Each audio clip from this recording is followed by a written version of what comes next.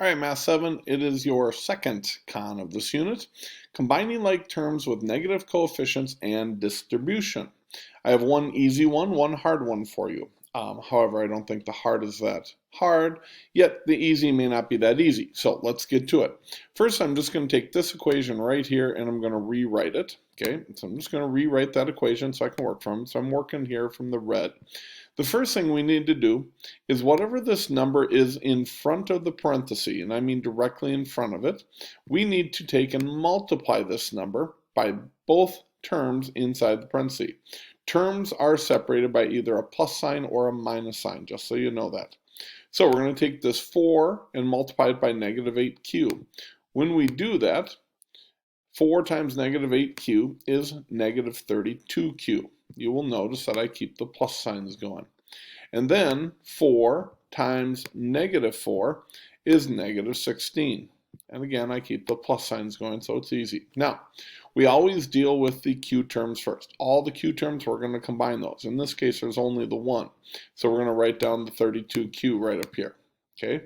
Then, what is positive 10 plus negative 16? We have more negatives. How many more negatives do we have than the positives? We have 6 more negatives, so I write down negative 6. So it is negative 32q, negative 6, which is letter C. All right, let's get to the hard one, which isn't that much harder than the easy one. Okay, so on this one, we are going to just rewrite the equation here. And now I just have to distribute this number to both the z and the negative 3. And then I have to distribute this negative 4 to both the 5 and the negative 4z. So when I do that, negative 4 times z is negative 4z. Negative 4 times 3 is negative 12, keeping the plus sign in there. Negative 4 times 5 is negative 20, keeping the plus sign in there. And negative 4 times negative 4z is positive 16z. Again, we deal with the z terms first. So positive 16z and negative 4. Let's see, 4 of those positives will get canceled, leaving me with 12 positives left over.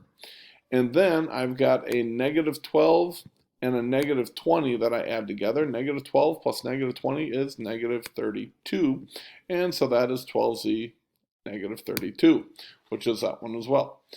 Hopefully that makes sense. Good luck to you, and we'll see you again later. Bye-bye.